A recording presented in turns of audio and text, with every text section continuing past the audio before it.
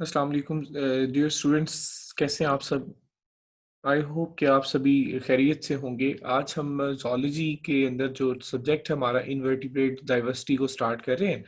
और इससे पहले हमने बेसिकली जो है इस फाइलम इसके अंदर जो डिस्कस किए उसमें पहला फाइलम जो था वो फाइलम पोरीफेरा था, और अभी जो फाइलम डिस्कस करने जा रहे हैं वो है phylum Cnidaria.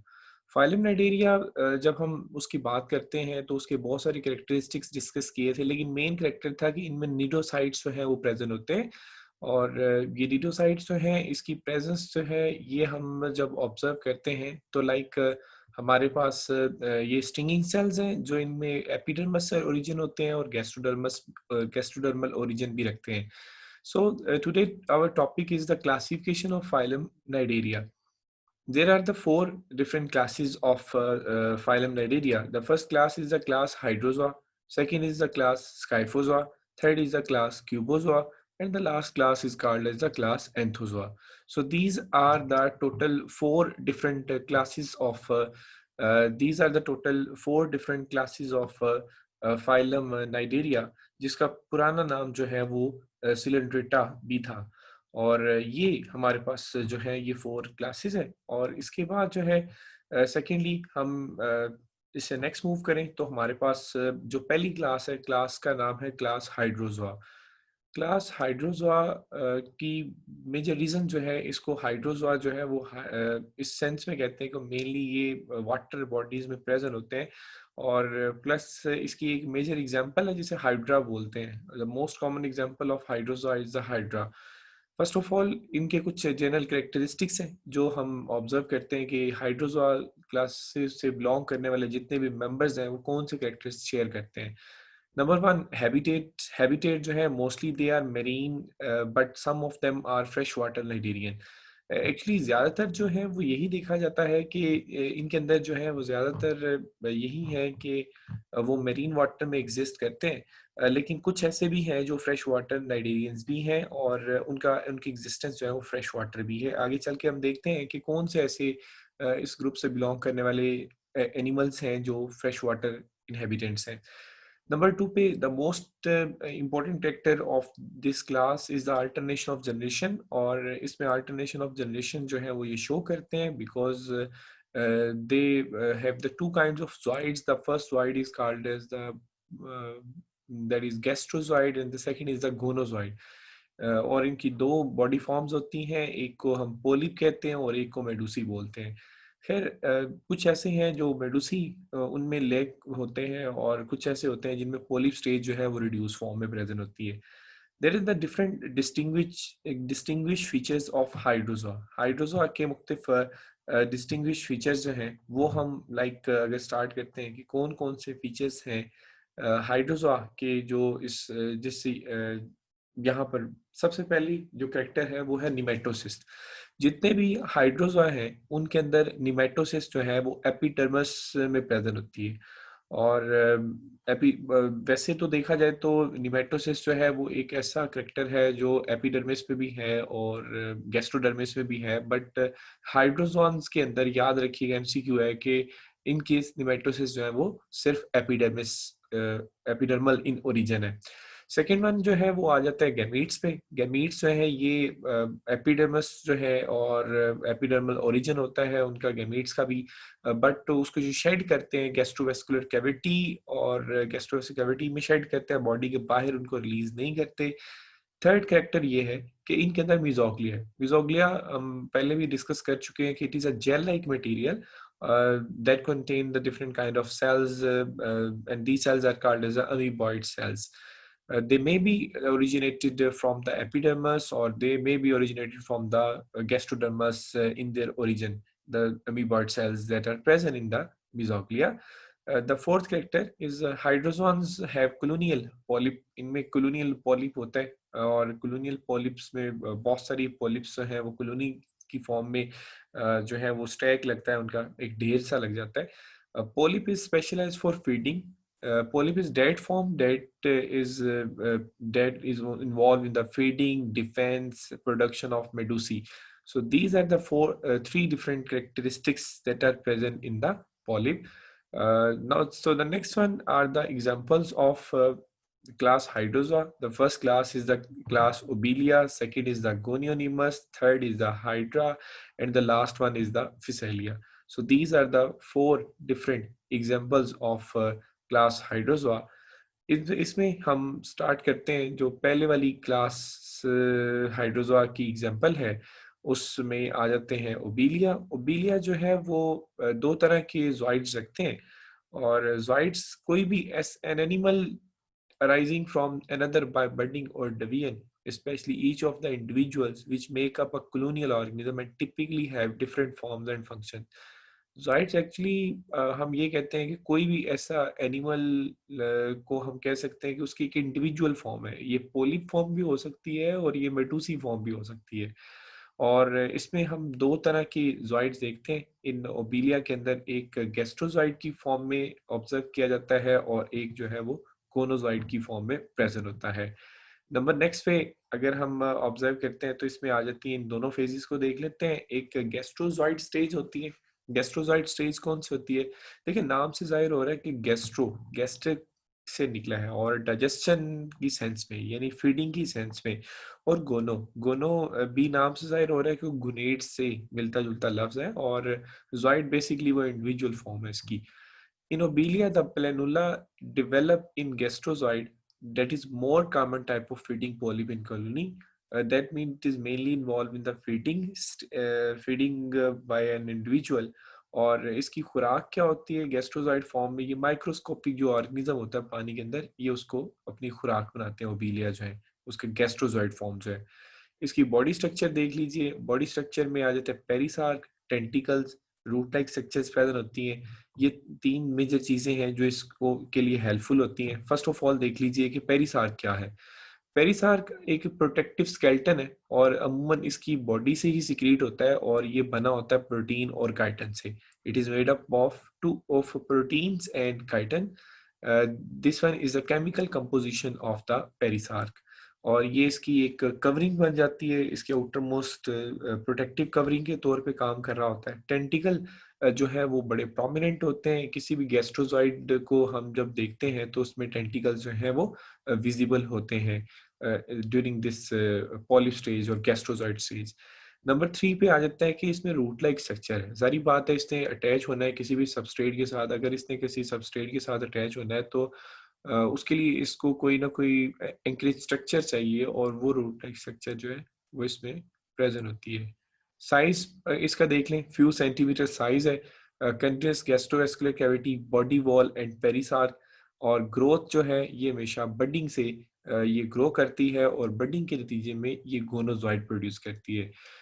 Because as we already discussed that the alternation of generation is a prominent process that is present in these organisms, in the members of the phylum Cnidarians. So in this case, the gastrozoid is changed into the gonozoid and gonozoid then change into the gastrozoid. They are exist in the polyp and medusae stage, and the process in which the polyp alternate into the medusae and medusae form the polyp and vice versa. Here's a repetition of this cycle. This cycle is called as the alternation of generation. इसके बाद secondly देख लें कि इसमें गोनोसाइड present होता है। गोनोसाइड Obelia colony grow into गोनोसाइड। कुछ colonies होती हैं वो गोनोसाइड की फॉर्म में भी ग्रो करती हैं। जैसे कि हम ऊपर पढ़ेंगे कि गैस्ट्रोसाइड जो है वो फीडिंग पॉलिप है और जो रिप्रोडक्टिव पॉलिप होता है उसे हम गोनोसाइड बोलते हैं। यानी जब रिप्रोडक्टिव फॉर्म में होता है तो वो गोनोसाइड है और जब वो फीडिंग फॉर्म में होता है तो वो गैस्ट्रोसाइड है। Gonozooid produce medusae by budding and the medusae. What is medusae? Question raise होता है, व्हाट इज मेडुसी? मेडुसी अमूमन जो है सेकंड अल्टरनेटिव फॉर्म है पोलिप की। और जब पोलिप चेंज होता है मेडुसी में तो उसमें स्ट्रक्चर में चेंज आता है। जैसे कि अमूमन जो पोलिप होता है वो बिल्कुल इलोंगेटेड बॉडी रखता है और जबकि मेडुसी जो है वो अम्ब्रेला शेप बॉडी रखता है। जैसे कि जेलीफिश के केस में भी आपने पढ़ा होगा कि वो अम्ब्रेला शेप बॉडी होती है। खैर, Obelia has a small medusae. It form a stalk like structure of gonozooid. On maturation of medusae, it break from stalk and swim out through an opening of gonozoid. Uh, Medusae reproduce sexually and give more colonies of polyps. So these are the total criterias of the development of the new polyps by मेडूसी. अमूमन जब मेडूसी mature होता है तो उसमें maturation पे क्या होता है कि वो सेक्सुअली रिप्रोड्यूस करता है, गैमीट्स प्रोड्यूस होते हैं, उन गैमीट्स की वजह से फिर नए जो है वो नए जो है इंडिविजुअल डेवलप करते हैं और जब वो सेपरेट होते हैं मेन कॉलोनी से तो वो नए पॉलिप्स बना देते हैं। नेक्स्ट जी आ जाता है इसका लाइफ साइकिल ऑफ ओबीलिया। आप सभी को यहाँ पर स्क्रीन पे शो हो रहा होगा कि लाइफ साइकिल ऑफ ओबीलिया क्या है। फर्स्ट ऑफ ऑल देखिए, ये अल्टरनेशन ऑफ जनरेशन यही प्रोसेस है। अमूमन ये आपको ये कॉलोनी फॉर्म में मिलती है। देखिए, ये सबसे पहले स्टार्ट यहाँ से लेते हैं। ये एक स्टार्टिंग स्टेज है। इसमें जो है कॉलोनीज बनी है। कॉलोनीज मतलब वो बजाय कि एक दूसरे के सेपरेट होने के, ये स्टार्क्स में डिवाइड हो गया है। इसमें ये जो है ये पॉलिप फॉर्म आपको नजर आ रही है। This one is a polyp form and this one is the medusae form. अगर इस तरह की शेप होगी तो वो मेडूसा कहलाएगा, और अगर इस तरह की फॉर्म होगी या इस तरह की फॉर्म होगी तो वो पॉलिप स्टेज होता है। देखिए, ये जो पॉलिप फॉर्म है in the form of colony, तो इसमें जो है ये तो फीडिंग स्टेज है। This one is a गैस्ट्रोजॉइड stage. यानी ये जो आपको ये पॉइंट नजर आ रही है यहाँ पर, एक ये जो ओबीलिया है ये फीडिंग करेगा, और ये जो इसकी फॉर्म नजर आ रही है बडिंग से ही पैदा होती है, इसका नाम मेडूसी है। तो इसमें बहुत सारे जो है वो आउटग्रोथ निकलती है in the form of Medusa. अब मेडूसी जो होते हैं वो दो मुख्तलिफ मेडूसी जो है, एक में स्पर्म पैदा होगा, एक में एग पैदा होगा, दोनों आपस में फ्यूज करेंगे तो जाइगोट बन जाएगा। जाइगोट फॉर्मेशन के बाद क्या होगा कि वो डेवलपमेंटल चेंजेस आएंगी, जैसे कि ब्लास्टूला फॉर्मेशन होगा, और ब्लास्टूला एक लार्वा में चेंज होगा, and that kind of larva is called as the freely swimming larva is called as the planula. Planula is a larva that develop from the blastula, and then from next to the planula is the formation of adult polyp। Again जो है वो polyp formation है। यानी polyp से start हुआ था, फिर Medusa बना, और मेडूसा से अगेन जो है वो पॉलिप बन गया। ये अल्टरनेशन ऑफ जनरेशन है, और इसी को हम कहते हैं कि this one is the life cycle of Obelia. ये ओबीलिया की एक जनरल स्ट्रक्चर आपके सामने यहाँ पर इस डायग्राम में शो हो रही है। अब हम नेक्स्ट देखते हैं जी। हमारे पास इसी की सेकंड एग्जांपल है क्लास हाइड्रोजोआ की। उसका नाम है जी गोनियोनिमस। गोनियोनिमस अमूमन लॉन्ग क्वेश्चन आता है। It is very important long question related to the past papers और related to this class. Gonionemus एक ऐसा ऑर्गेनिज्म है, एक ऐसा हाइड्रोजोआन है जो शैलो मेरीन वाटर में रहता है। शैलो मेरीन वाटर अमूमन कहते हैं जो कम गहरा पानी होता है, वहां पर सरवाइव करता है। और मेडूसी इसकी डोमिनेंट स्टेज है। इसी इसकी मेडूसी स्टेज डोमिनेंट है, इसी वजह से प्रोमिनेंटली ये जब भी नजर आता है तो वो मेडूसी स्टेज में ही नजर आता है। इसकी बॉडी स्ट्रक्चर देख लेते हैं। बॉडी स्ट्रक्चर में आ जाता है एडहेसिव पैड्स। इसकी ना बॉडी के ऊपर एडहेसिव पैड्स होते हैं, और ये पैड्स कहाँ पे प्रेजेंट है? These pads are present on the tentacles. और हमेशा जब इसने किसी सबस्ट्रेट के साथ अटैच होना है, जैसे कि इसका सबस्ट्रेट जो है वो सी वीड्स है, जो समुद्री जड़ी बूटियां होती हैं, इसने उसके साथ अटैच होना होता है, तो उसके लिए नेचुरली इनकी टेंटिकल्स के ऊपर कुछ एडहेसिव पैड्स होते हैं जो इसको अटैच कर देते हैं। लाइक यहाँ पर अगर आप ये डायग्राम देखें, तो इस डायग्राम के अंदर यहाँ पर ये टेंटिकल्स आपको नजर आ रहे होंगे। इन टेंटिकल्स की स्टार्टिंग जो पॉइंट्स हैं, बेसिस हैं, उन बेसिस के ऊपर जो है एडहेसिव पैड्स प्रेजेंट होंगे। सेकेंड आ जाता है जी, इनमें वेलम प्रेजेंट होता है। What is vellum? First of all, question है कि vellum है क्या? The margins of Gonionimus projects inward to form a shelf-like lip called vellum. ये एक्चुअली यहाँ पर सीन कुछ यूँ है कि अगर हम यहाँ पर इस पॉइंट ऑफ व्यू से देखें इसकी स्ट्रक्चर के वेलम कहाँ पे है, तो ये जो रिंग लाइक स्ट्रक्चर आपको यहाँ पे नजर आ रही है, जहाँ से ये टेंटिकल अराइज कर रहे हैं, इस टेंटिकल्स जहाँ से अराइज कर रहे हैं, यहाँ से अंदर की तरफ फोल्डिंग प्रेजेंट है। और ये जो फोल्डिंग यहाँ पर इनर साइड पे आप हमें नजर आती है, इस फोल्डिंग को हम कहते हैं कि इस फोल्डिंग की वजह से इस फोल्डिंग की वजह से यहाँ पर एक लिप लाइक स्ट्रक्चर बनती है, और लिप लाइक स्ट्रक्चर को वेलम कॉल करते हैं। It is present only in hydrozoan medusae but absent in all other classes. ये so that's why it is a prominent character of Gonionemus and the member of hydrozoan, but this one is present in all other. This one is present in hydrozoan but absent in all other classes of phylum Cnidaria. Water is expelled from beneath the medusae. Vellum concentrate this water to small outlet and create a jet-like propulsion. यानी जितना भी पानी होता है ना वो यहीं पर इकट्ठा होता है. आपने अक्सर सुना होगा, अगर आप डायग्रामेटिकली देखें तो आपको ये जेलीफिश की तरह ये डायग्राम नजर आ रही है, but this one is a separate animal.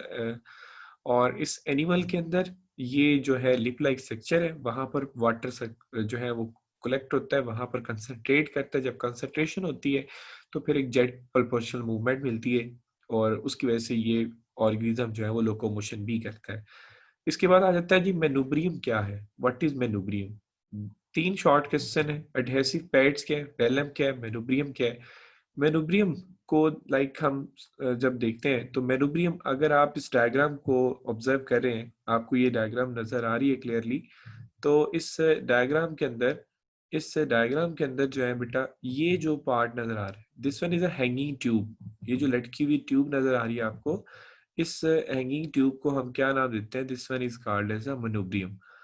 और मेनुब्रियम करती क्या है अभी हम देख लेते हैं. A tube like structure hang from the lower surface of the medusae. Medusae की जो लोअर सरफेस है, वहां पर आप कह सकते हैं कि हैंग हुई होती है, उससे हम मेनुब्रियम बोलते हैं. Mouth is present at the end of manubrium. Like ये देखें, आपको ये ओरल आर्म नजर आ रहा होगा, यही यही इसका माउथ है. यानी ये जो पॉइंट आपको नजर आ रहा है, ये वाला पॉइंट जो है ये इसका माउथ है. ये हैंगिंग ट्यूब जो है मेनुब्रियम है. और मेनुब्रियम जो है वो उससे अगर फर्दर देखें तो इसके आगे जो है वो गैस्ट्रोवेस्कुलर कैविटी है. The stomach, the declare stomach is the gastrovascular cavity in case of Gonionemus. तो ये आ जाता है जी कि माउथ से कोई चीज एंटर होगी, देन वो जाएगी जी मेनोब्रियम में, और मेनोब्रियम से होती हुई ऊपर जो गैस्ट्रोवेस्कुलर कैविटी है उस तक पहुंचेगी. अब यहाँ से ना 4 रेडियल कैनाल्स ही करेंगे. अगर आप देखें तो ये आपको 1, 2 और उसके बाद 3, और इसके पिछली जानिब जो है ये 4th जो है वो रेडियल कैनाल निकल रही है. तो जो भी मटेरियल होगा वो गैस्ट्रोवेस्कुलर कैविटी से इन रेडियल कैनाल्स में जाएगा, और देन रेडियल कैनाल जो है वो इस इवन दो के मार्जिन तक आ जाती हैं. यानी ये जो इसका वेलम पॉइंट है उसके करीब करीब आ जाती है, उसके मार्जिन पॉइंट पे आ जाती है. ये मार्जिन जो पॉइंट होता है ये बेसिकली एक रिंग कैनाल में मुश्तमिल है. आपको ये यहाँ पर ये नजर आ रहा होगा, this one is called ring canal. यानी वो जितनी भी रेडियल कैनाल्स हैं, वो रेडियल कैनाल्स उस मटेरियल को लेके एंड पे मौजूद इस रिंग कैनाल तक आती हैं, और रिंग कैनाल जो है यहाँ से फिर उस मटेरियल का आउटलेट होता है, यहाँ से उसका रिमूवल होता है. तो ये बेटा आ जाता है इसके अंदर manubrium and gastrovascular cavity. Number 4 पे है जी nervous system and sensory organs. Nervous system के हवाले से यही कह सकते हैं कि इसमें नर्व नेट प्रेजेंट होता है, और नर्व सेल्स जो है दोनों मिलके नर्व नेट जो है, जो कि बनते किससे हैं, नर्व सेल्स की वजह से वो मिलके एक रिंग बनाते हैं, और वो रिंग जो है वो कोऑर्डिनेट करता है स्विमिंग पर्पस के लिए. ये जो कोऑर्डिनेटिंग रिंग है, this ring is called as the nerve ring. The next one is about the sensory organ. The sensory organ, there are the different kind of sensory organ present in the gonionimus. The first sensory organ is the stetocyst. Statocyst है क्या? आपको ये बताता चलूं कि statocyst जो होता है एक्चुअली एक ऐसी स्ट्रक्चर है कि जो जियो रिसेप्टर के तौर पे काम करती है, और इसके अंदर एक कैल्शियम का एक स्टोन होता है जिसे स्टेटोलिथ बोलते हैं, और उसी की वजह से ये टिल्ट करता है, ये मूव करता है इनसाइड द वाटर. तो हम इसको रीड आउट करते हैं. The statocyst is a structure that as act as a geo receptor and present in the mesoglea in the margins of medusae. यानी मेडुसी के मार्जिन्स में जो मिजोग्लिया है, that is a gel like material, उसके अंदर ये statocyst present है, और ये एक्ट कर रहा है as a geo receptor. It receive the it sense or receive the stimulus of gravity. Statocyst is a sac surrounds a statolith. ये अमूमन सैक लाइक स्ट्रक्चर है, और इसने घेरा हुआ है किस चीज को, स्टेटोलिथ को, जो कि कैल्शियम कार्बोनेट पार्टिकल्स हैं. This shows the response to gravity during movement. Simple सी बात है कि ग्रेविटी को रिस्पॉन्स करता है. ये आ जाता है जी इसके अंदर सेंसी स्ट्रक्चर, जिस अक्सर शॉर्ट क्वेश्चन आता है, डिफरेंशिएट बिटवीन स्टेटोसिस्ट एंड स्टेटोलिथ. तो ये आपने इसको इसी सेंस में तैयार कर लेना है। नेक्स्ट नंबर पे आ जाता है जी गोनेट्स। इसके गोनेट्स कैसे हैं, गोनेट स्ट्रक्चर कैसी होती है। देखिए, these are the hang from oral surface of medusae along the radial canals. Radial canal के साथ साथ जो है इनके अंदर जो है वो मतलब ये जो ओरल सर्फेसिस है उसके साथ साथ ये हैंग होते हैं, डाइशियस हैं और हमेशा अपने गेमीट्स जो है आउटसाइड द बॉडी शेडिंग करते हैं। Gametes shed into the water, planula larva develop and development stage में इसमें प्लेनुला लार्वा फॉर्मेशन होती है। और ये आपको इसमें एक डायग्राम नजर आ रही है। लास्ट डायग्राम शायद आपको ज़्यादा क्लियर ना हो क्योंकि ये डायग्राम आपकी बुक डायग्राम से भी मिलती जुलती है। इसको ज़रा देखिए, ये एक टेंटिकल यहाँ पे दिखाया गया है। इस डायग्राम में टेंटिकल है और इसके ऊपर ये एक ओपनिंग सी दिखाई गई है। This one is a pad and the pad known as the adhesive pads. हमने स्टार्ट में पढ़ा था कि the adhesive pads are present on the surface of tentacles and these tentacles play a role in the attachment of an organism with the substrate। तो ये adhesive pads का role है इसमें। इस डायग्राम को दोबारा से मैं रिपीट कर रहा हूँ। फर्स्ट ऑफ ऑल हमने ये कहा था कि ये यहाँ पर फोल्डिंग होती है और लिप लाइक स्ट्रक्चर बनता है जिसको हम ये शेल्फ और लिप लाइक स्ट्रक्चर है जिसको हम वेलम बोलते हैं। और अमूमन इसका ये माउथ है। माउथ के आगे हैंगिंग ट्यूब है जिसे हम मेनोब्रियम कहते हैं और मेनोब्रियम ओपन होती है गैस्ट्रोवेस्कुलर कैविटी में। गैस्ट्रोवेस्कुलर कैविटी से 4 रेडियल कैनाल्स अराइज करती हैं। ये 4 रेडियल कैनाल्स चारों की चारों अगर आप देखें तो ये थिन ट्यूब्स लाइक स्ट्रक्चर्स में ये रिंग कैनाल्स में प्रेजेंट है। और यहीं पर ये गोनेड्स हैं, ये इनके प्रेजेंट है इन रेडियल कैनाल के साथ ही अलोंग द रेडियल कैनाल जो है वो अटैचमेंट प्रेजेंट होती है। ये है जी गोनियोनिमस। इसके साथ ही गोनियोनिमस जो है वो कंप्लीट हुआ बेटा। नेक्स्ट वन जो है वो है hydra. The third example of the class hydrozoa is called as a hydra. Simple आपने इसमें हाइड्रा अमूमन शॉर्ट क्वेश्चन में आते हैं। हाइड्रा जो है वो फ्रेश वाटर हाइड्रोजोआन है। जैसे कि हमने स्टार्ट में पढ़ा था कि they are marine as well as they are also present in the fresh water. So fresh water hydrozoan जो है वो हाइड्रा है। Lack medusae stage that mean it always exist in polyp stage. आपको ये डायग्राम नजर आ रही होगी। This one is a Hydra और ये पोलिप फॉर्म है। इसी तरह यहाँ पर भी इस डायग्राम में भी आपको ये हाइड्रा डायग्राम नजर आ रही होगी। इसकी बॉडी के 3 हिस्से होते हैं। पहला हिस्सा ये टेंटिकल्स है। There are the many tentacles arise from its upper end. here is a small opening and the opening is called as a mouth and the mouth open into a large cavity. This cavity is called gastrovascular cavity. Both kind of reproductions are present. The asexual and sexual reproduction. The first reproduction is asexual reproduction. Asexual reproduction में एक hydra अमूमन reproduce करता है budding से। और budding हमेशा एक ऐसा प्रोसेस है जिसमें बर्ड बनता है और यहाँ पर एक बर्ड अराइज करेगा। जब वो सेपरेट होगा तो वो एक अलग से इंडिविजुअल में चेंज हो जाएगा। सेक्सुअल रिप्रोडक्शन जो है वो भी पोलिप स्टेज में होती है। इसके अंदर जो सेक्सुअल रिप्रोडक्शन है, टेस्टिस जो है वो इनकी कोनिकल है और माइटोसिस ऑफ इंटरस्टिशियल सेल से बनती है। ऐसे ही आप देखेंगे ओवरी भी जो है वो माइटोसिस इंटरस्टिशियल सेल से होती है। स्पर्मेटोजेनेसिस होगी मियोसिस के नतीजे में और मिचोस स्पर्म्स होंगे वो टेस्टिस को लीव करेंगे। टेस्टिस के से आगे कुछ टेम्परेरी ओपनिंग्स है बॉडी के अंदर उनसे।